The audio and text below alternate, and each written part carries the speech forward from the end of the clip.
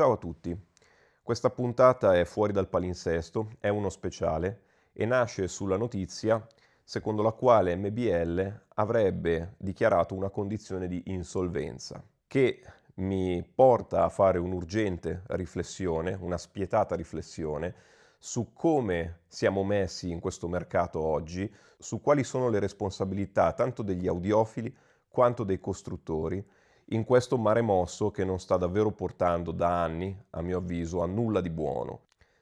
Intanto è opportuno precisare subito che non si tratta di un necrologio, che alcuni meno preparati in materia fiscale in rete stiano iniziando a parlare di fallimenti e liquidazioni, nulla di tutto questo sta ancora avvenendo. Quella che è stata presentata è un'istanza di insolvenza in continuità, significa che le operazioni continuano, i 50 dipendenti sono regolarmente remunerati e stanno lavorando presso lo stabilimento, la ricerca e sviluppo prosegue, tutto prosegue quasi normalmente, se non che gli amministratori delegati si rendono conto di avere un cash flow che impedirà il regolare pagamento di stipendi, saldare i debiti presso i fornitori e qualsiasi altro tipo di creditore e per legge sono chiamati ad alzare la mano, avvisare della situazione e mettere in campo delle manovre correttive che riportino quanto prima l'azienda in una situazione sana e di solvibilità.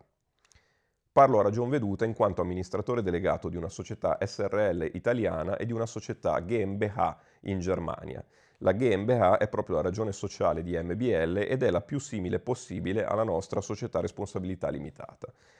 La legge parla chiaro, l'amministratore delegato deve adempiere ai principi del buon padre di famiglia e non appena ravvisi una difficoltà in seno alla propria azienda deve tempestivamente alzare la mano e attuare le manovre correttive necessarie.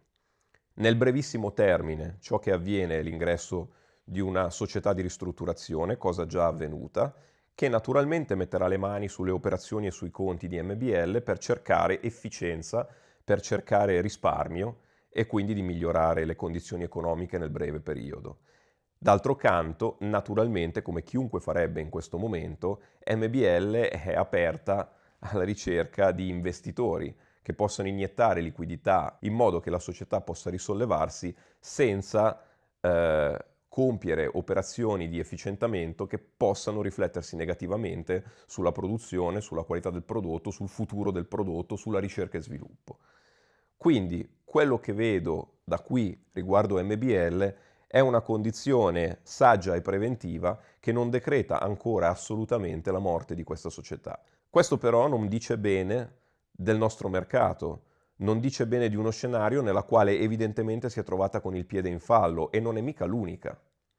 MBL è l'ennesima azienda che negli ultimi anni si è trovata in condizioni critiche, altre sono state già vendute, cedute più volte e alcune di esse non hanno fatto assolutamente la fortuna dei loro investitori. Mi viene da citare un caso emblematico che è quello di BMW, la gloriosa Bowers Wilkins, e l'investitore Massimo. Massimo è una grande società dedita al settore elettromedicale che ad un certo punto nel 2022 ha pensato bene di acchiappare una BMW già in balia di vari tumulti e cessioni per arricchire il proprio business con le bellezze dell'audio high-end. Non lo avesse mai fatto, perché l'acquisto di BMW assieme ad altre società è costato $1 miliardo circa, e dopo 3 anni è risultato nella rivendita, anzi nella svendita di quanto appena acquistato per $350 milioni. Per favore calcolate voi la perdita. E so anche che nel frattempo gli utili e tutti gli indici di questa società non hanno assolutamente, per usare un eufemismo, beneficiato delle società incorporate.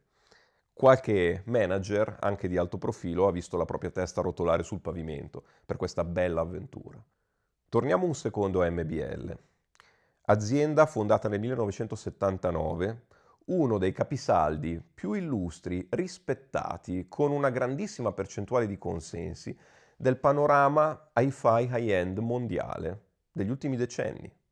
MBL è stata uno dei riferimenti tra gli innovatori perché la particolarità del marchio MBL, del prodotto MBL, è sempre stata il Radial Strahler, quell'altoparlante con la forma che vagamente ricorda un pallone da football americano, che è un altoparlante omnidirezionale.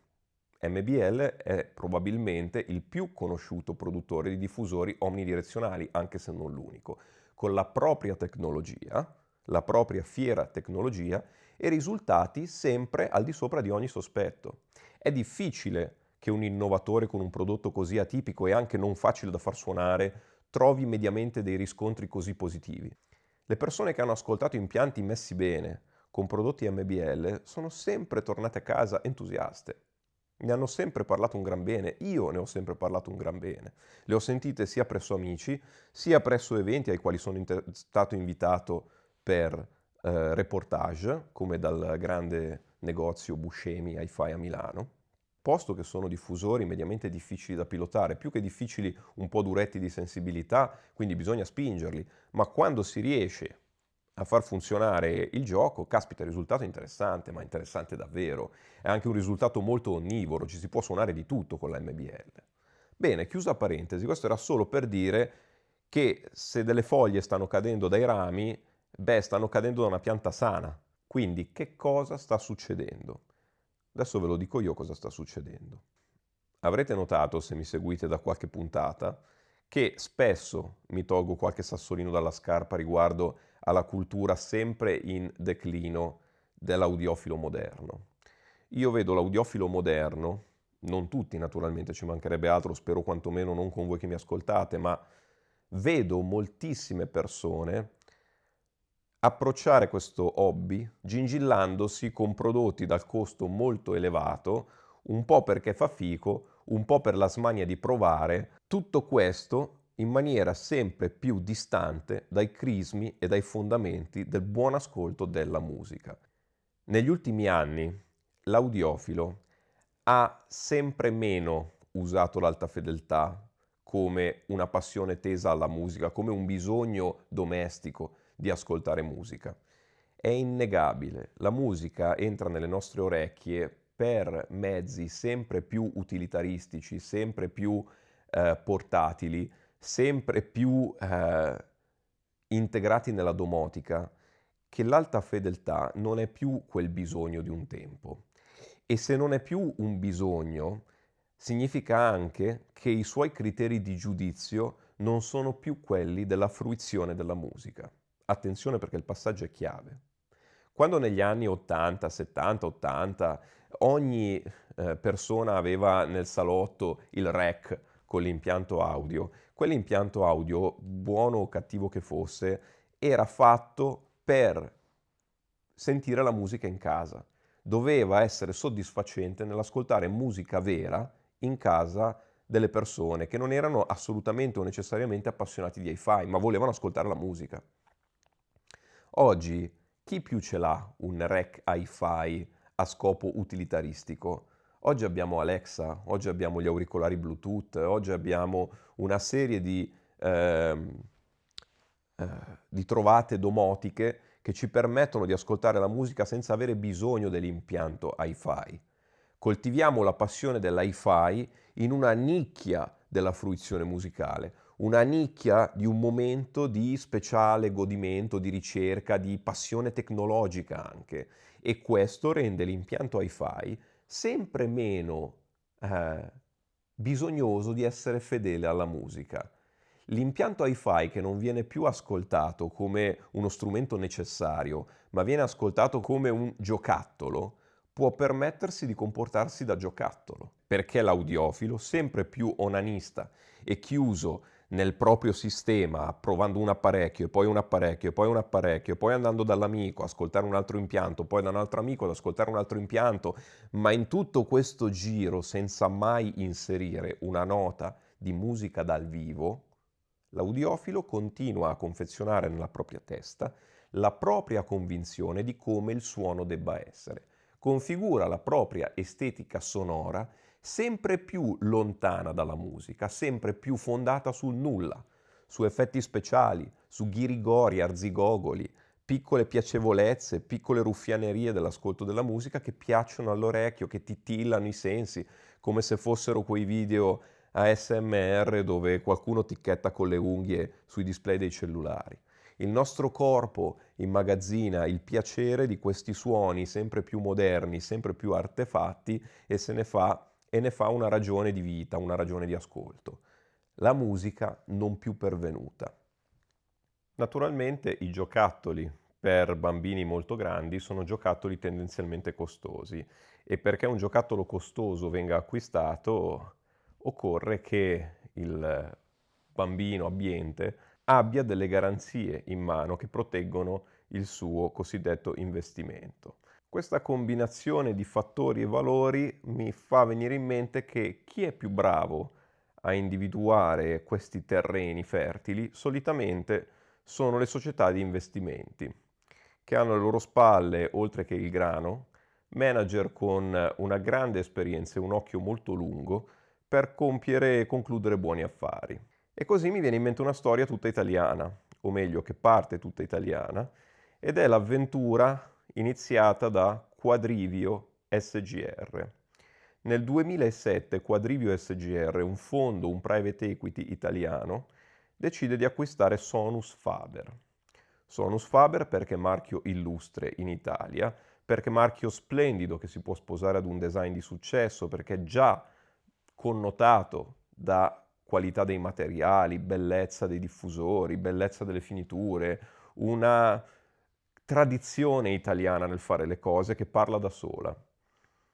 Quadrivio acquista Sonus Faber e di lì a poco, ovvero nel 2008, acquista pure Audio Research, marchio americano dedito ad amplificazioni a valvole e non solo, di grande qualità e di grande fama storica, leggendaria per alcuni. A questo punto però occorre realizzare una holding, ci vuole una società strutturata che gestisca questo numero di figlie in crescita. E allora nasce Fine Sounds SPA. Fine Sounds incorporerà da lì ad altri 4 anni Sumiko, Vadia, Macintosh, il colpaccio.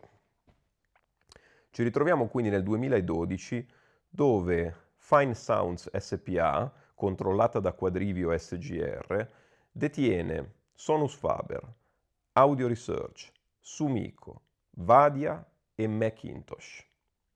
Ora, i manager che vengono dalle finanziarie hanno svariati talenti, tra cui la capacità di rendere profittevoli le aziende di buon potenziale e la rapidità di individuare i brutti anatroccoli in una cucciolata. Ora, se io dovessi chiedervi di raccontarmi cosa stanno combinando in Sumiko e in Vadia, scommetto che la maggior parte di voi dovrebbe pensarci più di un momento e fare qualche ricerchina perché si troverebbe spiazzata. Mentre se dovessi chiedervi che cosa stanno combinando in Macintosh e in Sonus Faber, presumo che quasi tutti voi saprete rapidamente elencarmi almeno qualche modello o qualche novità spettacolare entrata in scena negli ultimi tempi. Ecco, qui abbiamo la definizione di priorità. Mentre, se dovessi chiedervi che fine ha fatto Audio Research, lo sapreste? Audio Research nel 2020 è stata ceduta, dicesi disinvestimento.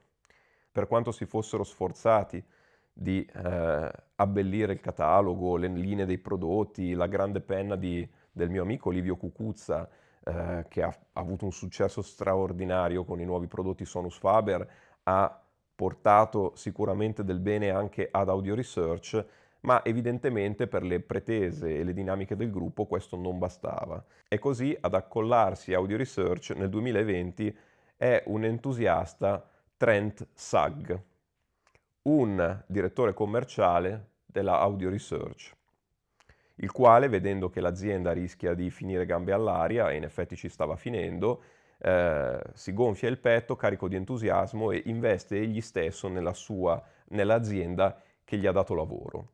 La rileva e questa avventura, qui mi viene in mente ciò che ho raccontato prima su Massimo, dura 3 anni. 3 anni evidentemente non belli perché nel 2023 la Audio Research si ritrova nuovamente in vendita, il signor Sag si ritrova a dover discutere argomenti poco piacevoli con le banche e la società passa infine in mano a Valerio Cora di Acora, un marchio di diffusori canadese. Insomma, se in Massimo non si sono divertiti con l'aver giocato con BMW, il povero signor Sag non si è divertito dopo aver acquistato la sua amata Audio Research. E invece i signori Grange e Randall si sono divertiti e come? Ditemi quanti film avete visto negli ultimi anni nei quali figurava anche solo di sfuggita un impianto stereo. Ditemi i marchi che ci avete trovato dentro. Impossibile che non ci fosse Macintosh, salvo qualche furto di scena da parte di Oswald Smith Audio, produttore fantastico statunitense che realizza oggetti di grande design, molto industrial, quindi in alcune riprese, in alcune serie televisive ci stanno proprio quelli, ma altrimenti è solo Macintosh da tutte le parti. Quella potenza riassume come si muove l'hi-fi high-end oggi. Se non ti esponi in quel modo e se non vieni promosso in quei canali e sei grosso, ti fai male, se pesi troppo ti schianti. Quindi, come fanno le realtà più modeste o non spinte da altrettanto impegno di marketing e pubblicità e quant'altro a sopravvivere in una giungla che continua a veder moltiplicare i nuovi attori? E perché si moltiplicano i nuovi attori? Perché sono piccoli, perché è più facile, perché se gli audiofili sono così pronti a essere un po' presi per il naso e un po' affabulati e affascinati da tutto ciò che piove da un giorno con l'altro in questo mercato impazzito, non c'è nulla di più facile che creare dalla cantina una piccola realtà, riempirla di trovate pseudogenialoidi su materiali iper sofisticati. Ognuno ha un'idea che racconta come vincente, ognuno sa che deve avere a che fare con realtà industriali minuscole, quindi anche una struttura dei costi minuscola, investirà grosso sui materiali e sul costo di una singola linea di prodotto, perché una volta beccato l'emiro di turno, il russo di turno o il fesso di turno che te ne comprerà una sola coppia, avrai fatto bingo. E anche se la tua società chiuderà dopo un anno perché di nuove coppie non se ne venderanno più, ma tu sarai a posto e ti sarai divertito. E se invece ti dice bene, metti che ne vendi 4 o 5, puh, fantastico. Sono i piccoli che possono giocare in questo modo e il germe primigenio di questa moda furono i costruttori di cavi. Ma ve lo ricordate qualche anno fa?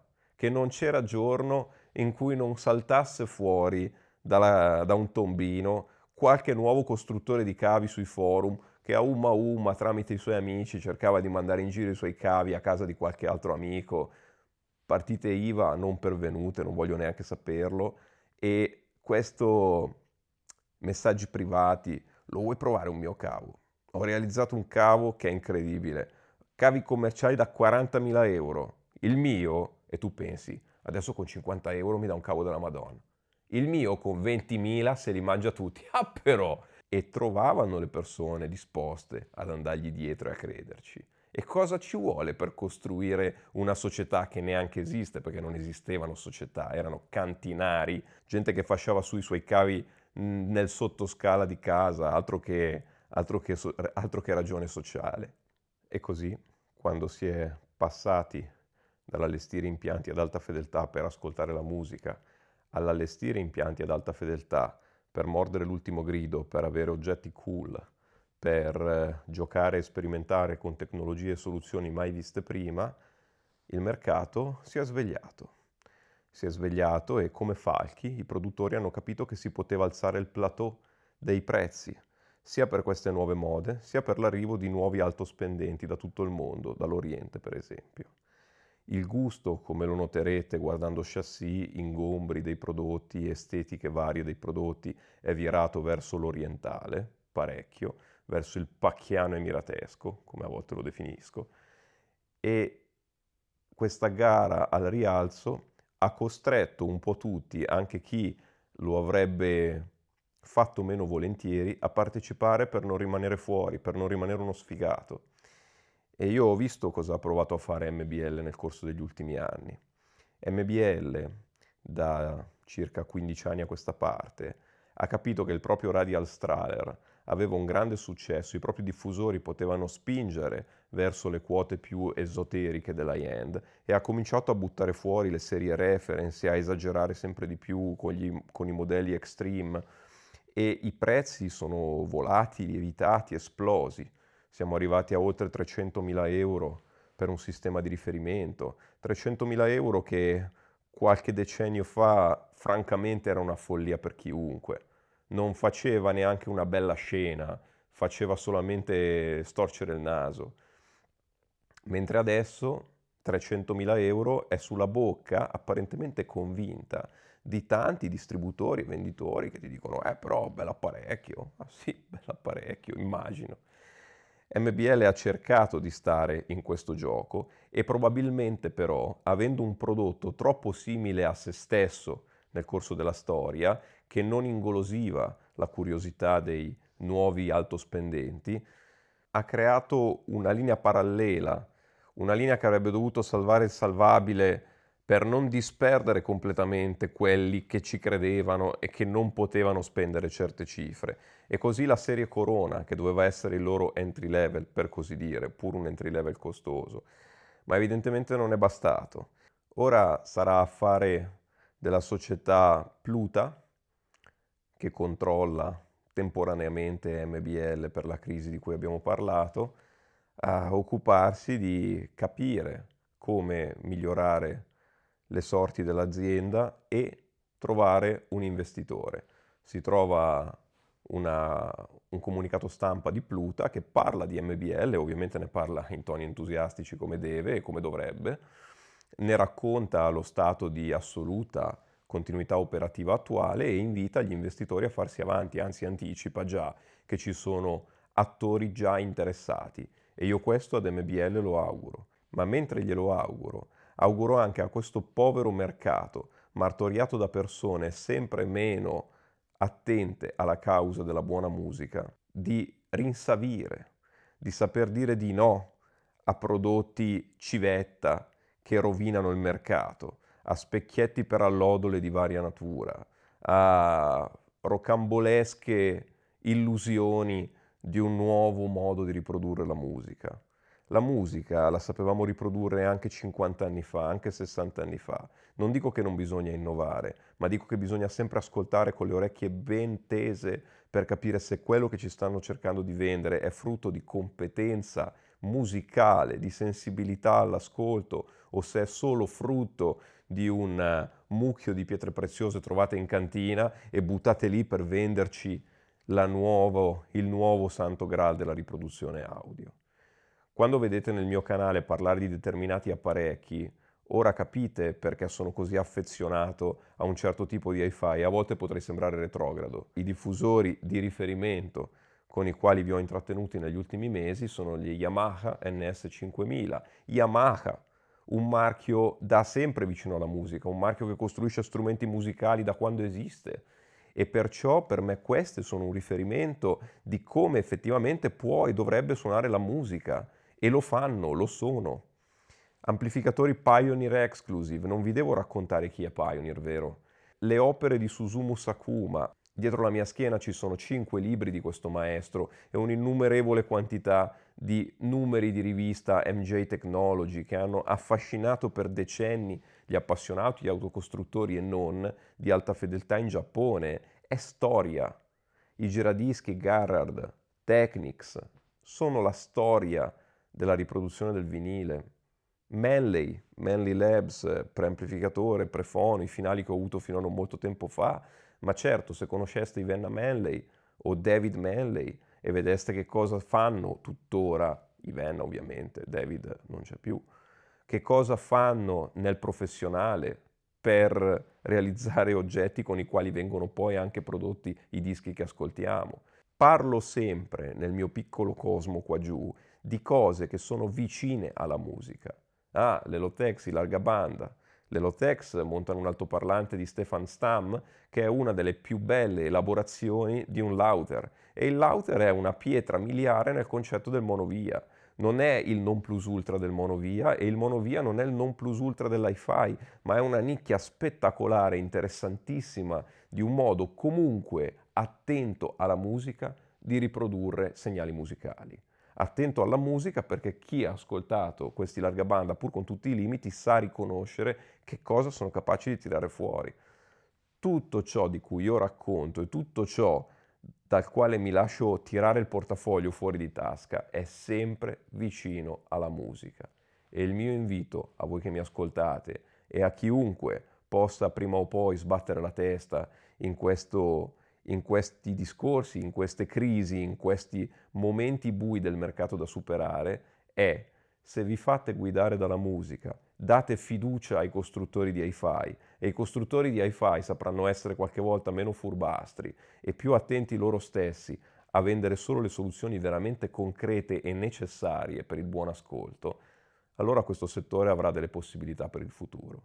Altrimenti diventerà solo una pigna di gioielli, che quando gli altospendenti avranno finito di acquistare e ci sarà una nuova moda, rimarremo tutti con il cerino in mano.